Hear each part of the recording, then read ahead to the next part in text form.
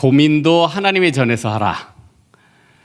하나님께서 이 세상에 만든 기관 중에 최고 기관, 교회겠죠. 에클레시아.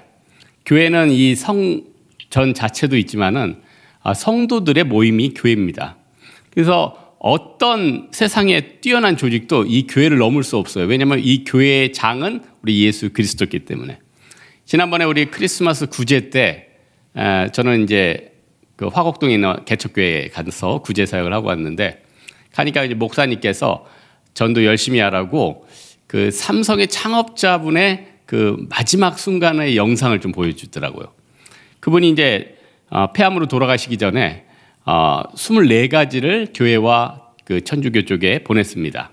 신의 존재를 어떻게 증명할 수 있을 것인가? 신은 우주 만물의 창조자라는데 이걸 어떻게 증명할 수 있는 것인가? 신께서 진짜 인간을 창조했는 것인가? 신이 인간을 사랑한다면 왜 고통과 불행을 주시는 것일까?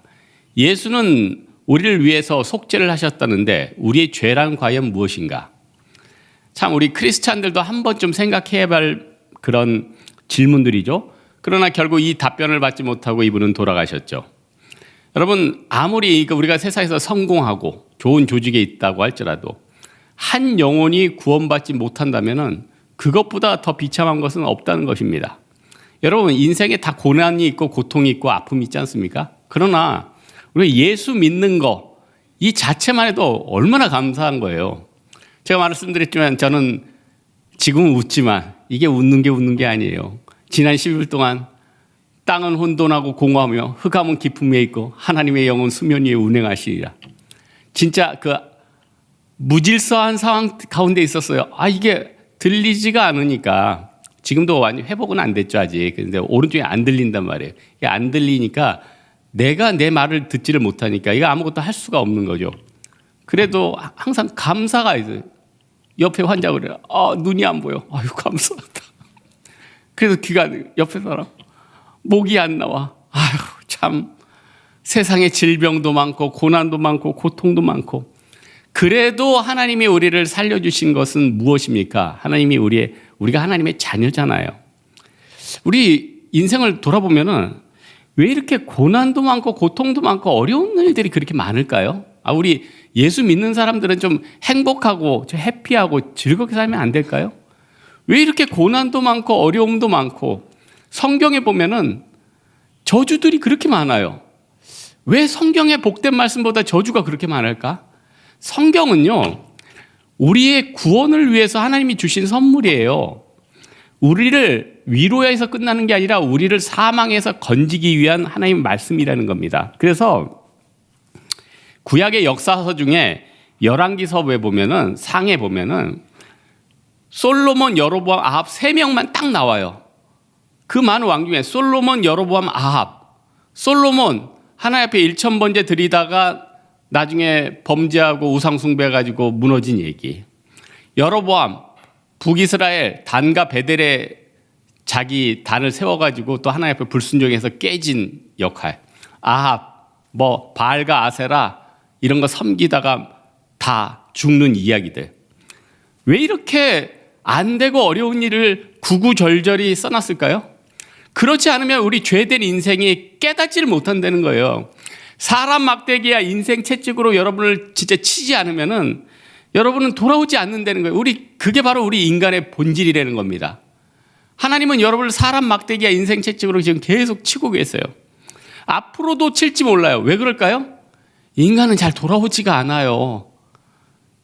저도 이사야서 쭉 보니까 히스기야 왕이 아수르 군대 때문에 죽을 뻔했어요. 근데 하나님이 밤에 18만 5천 명을 다 죽였어요. 얼마나 감사합니까? 아수르 군대가 다 죽고 물러가요. 야 신났다. 그 순간 이사야를 통해서 말해요. 네가 수명이 다 있고 너는 죽는다. 아수르 군대가 다 죽고 물러가는 날 자기는 사형 선고를 받은 거예요. 철로당하죠. 그래서 히스기야는 눈물로 하나님 앞에 간구를 합니다. 죄 용서함 받죠. 그리고 나서 이사야서 38장 39장 보세요. 바로 그 다음에 또 바벨론 왕한테 사바사바 해가지고 또 범죄를 해요. 그러니까 우리 인간은요 계속 그 자리에 돌아가는 거예요. 왜 이렇게 우리 인생이 늘 넘어질 수밖에 없을까요? 우린 죄된 존재니까. 그래서 오늘 1절에 보니까 그 옷을 찢고 굵은 배를 입고 여호와의 전으로 갔다. 우리가 특별한 문제만 생길 때만 이 굵은 배를 입고 금식해야 될 게 아니라요. 우리는 늘 하나님 앞에 나아가야 돼요. 그래야지 살 수가 있어요. 저도 돌아보니까 제가 신학을 처음 한 게 20대 초반이니까 20대 초반에도 변화되려고 발버둥을 쳤어요. 그때는 주로 가던 기도원이 광림기도원이었는데 그때는 막 분당이 막 개발할 그런 시점이었어요. 그러니까 완전 그 분당 쪽 가는 길이 완전 공사판이었어요. 공사판. 그래서 겨우 광림기도원에 도착하면은 금식하고 막 몸부림치며 하나님 앞에 변화를 위해서 기도하고 그러면서 조금씩 하나님을 알아가는 거죠. 여러분 지금 큰 문제와 어려움이 있습니까? 뭐 해야 되죠? 금식해야 돼요. 저는 지난주에 금식했을까요? 잘 먹었어요. 아파 죽겠는데 금식하면 더 죽으라고. 억지로 먹었다고요. 억지로. 근데 여러분은 어떻게 돼요? 금식해야 돼요. 이사야서 58장 내가 기뻐하는 금식은 흉악의 결박을 풀어주며 멍에의 줄을 꿀러주며 압제당한 자를 자유롭게 하며 모든 멍에를 꺾는 것이 아니겠느냐. 에스더도 죽을 때 수상궁에 있는 모든 사람들 금식하게 하고 하나님 앞에 간구했어요. 니느웨이도 살려고 어떻게 했어요? 이방 나라 수도인데 다 금식했다고 그래요. 그리고 금식할 때 항상 하는 게 있어요. 베옷을 입었대요. 베옷은 우리나라 베옷은 조금 밝아요. 그런데 이스라엘의 베옷은 조금 갈색에다가 좀 짙어요. 그러니까 좀 가마니 같은 그런 느낌이랄까요? 그리고 좀 굵어요. 그래서 여러분 장례식 갈 때 검정색 옷하고 검정색 넥타이를 매는 게 이 드레스 코드죠. 마찬가지로 이스라엘에 있어서 그 사람이 큰 고난과 어려움을 당할 때는 이 베옷을 입어요. 그럼 저 사람이 지금 상을 당했구나. 어려운 일을 당했구나. 그걸 깨닫는 거죠. 여러분 성경에 보면은 하나님 앞에 순종하면은 복이 있고 하나님 앞에 순종하지 않으면은 저주가 있어요.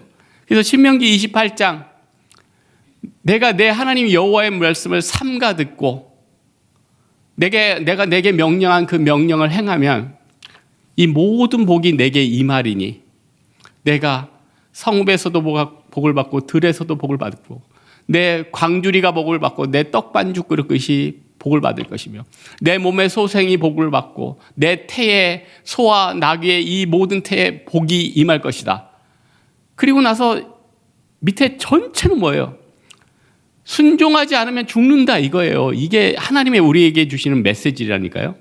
이사야서 1장에 뭐라고 그래요? 너희가 어찌하여 매를 더 맞으려고 폐역을 거듭하느냐. 온 머리는 병들었고 온 마음은 피곤하였으며 발바닥부터 머리까지 성한 곳이 없이 상한 것과 터진 것과 새로 맞은 흔적뿐이거든. 그것을 짜며 싸매며 기름으로 부드럽게 함을 받지 못하였도다. 여러분 얼마나 더 맞아야겠습니까? 네? 얼마나 더 맞아야겠어요? 그냥 제일 좋은 거는 하나님 아버지라고 부르시면서 하나님 앞에 달려가면 하나님이 용서해 주시고 프리패스 되는 거죠. 잘 되는 거죠. 왜냐? 우리 죄를 위해서 예수님께서 죽으셨기 때문에. 옛날에 하용조 목사님이 이런 책 쓰셨죠. 사람이 힘이 있을 때 조심해야 된다. 여러분 각 사람들 다 나름대로 힘이 있어요. 난 아무 힘이 없는데요. 다 힘이 있어요. 여러분 지금 각 사람들 재능이 있어요. 우리는 어떤 생각을 할 때 이런 생각을 하죠.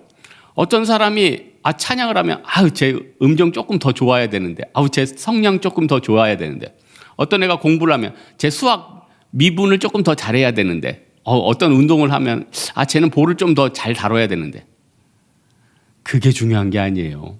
움직일 수 있는 게 감사하고 하나님 앞에 영광 돌릴 수 있는 게 감사하고 내 생명이 하나님 앞에서 어느 분복까지 살아갈 수 있느냐 이게 굉장히 중요하다는 겁니다. 그래서 우리는 항상 어떤 마음이 있어야 되죠? 감사로 제사를 드린 자가 하나님을 영화롭게 한다. 우리 인생과 우리의 삶 가운데 얼마나 많은 불평이 있고 얼마나 많은 고통이 있고 얼마나 많은 짜증이 있습니까? 그래서 우리 인생이 지금 어렵지 않아요? 여러분 영화 중에 아마데우스라는 영화 있었죠. 거기 보면은 천재 음악가 모차르트가 딱 등장을 해요. 그런데 그 전까지는 그 궁중의 악장이라고 하나요? NCP 단장인가? 하여튼 이제 단장이 하나 있어. 근데 그 사람이 그렇게 야망이 있고 질투가 심한 거예요. 그러다 보니까 어떻게든 이 모차르트를 죽이려고 난리가 나는 거예요. 근데 잘 생각해 보세요. 악장 정도 되면은 그래서 그 궁중에서 최고 아니에요. 자기 영역이 있고 자기 권세가 있잖아요. 그럼 그 안에서 충분히 행복하고 만족하고 자기 모든 것들을 뽑아낼 수 있는데 어떻게 되는 겁니까? 그 시기, 질투, 미움.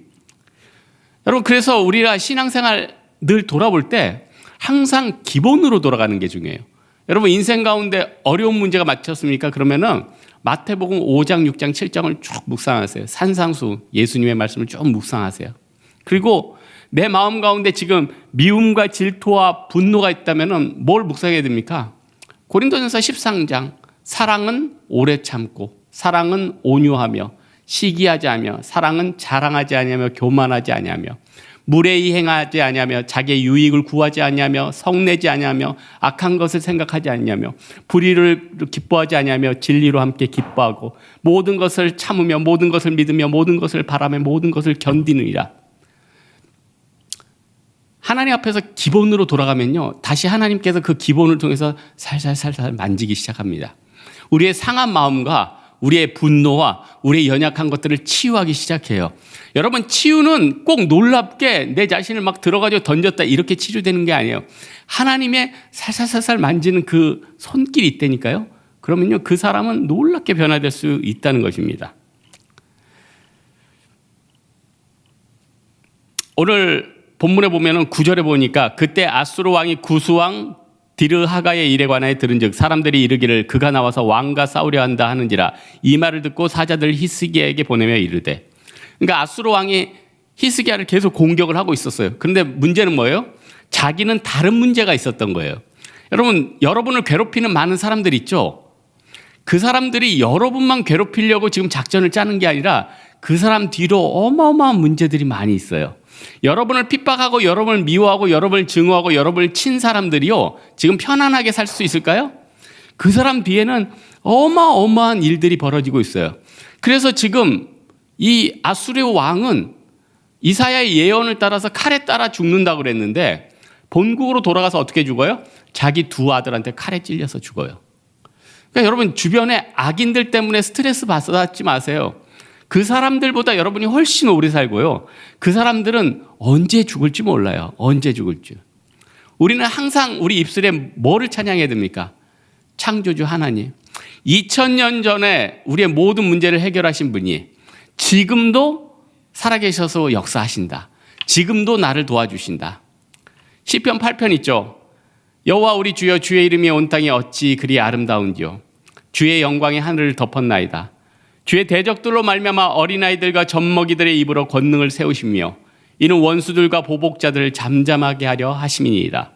주의 손가락으로 만드신 주의 하늘과 주께서 베풀어 두신 달과 별들을 내가 보으니 사람이 무엇이기에 주께서 그를 생각하시며 인자가 무엇이기에 주께서 그를 돌보시나이까. 그를 하나님보다 조금 못하게 하시고 영화와 존귀로 관을 씌우셨나이다. 주의 손으로 만드신 것을 다스리게 하시고 만물을 그의 발 아래 두셨으니 곧 모든 소와 양과 들짐승이여 공중의 새와 바다의 물고기와 바닷길에 다니는 것이니이다. 여호와 우리 주여, 주의 이름이 온 땅에 어찌 그리 아름다운지요. 저 이거 옛날에 줄줄줄 다 외우던 거예요. 지금 못 외워. 못 외운다니까요. 균형이 깨지니까요. 균형이 깨지니까 외울 수가 없어요. 그래도 너무 감사한 게 있죠. 입술로 하나님을 찬양할 수 있는 거예요. 입술로 내가 읽을 수 있는 거예요. 여러분, 오늘 이사야서에서 뭐라고 합니까? 이 백성이 듣기는 들어도 깨닫지 못하고 보기는 보아도 알지 못하리라. 여러분, 우리는 얼마나 많은 사람들이 하나님의 말씀을 볼 수 있는데 보지 않고 있습니까? 들을 수 있는데 듣지 않습니까? 듣고 깨닫지 않습니까? 두렵건대 그들이 마음으로 고침으로 깨닫고 보고 듣고 깨달을까 두려워하노라. 이게 뭐예요? 하나님께서 예수 안 믿는 사람들에게 주시는 저주예요.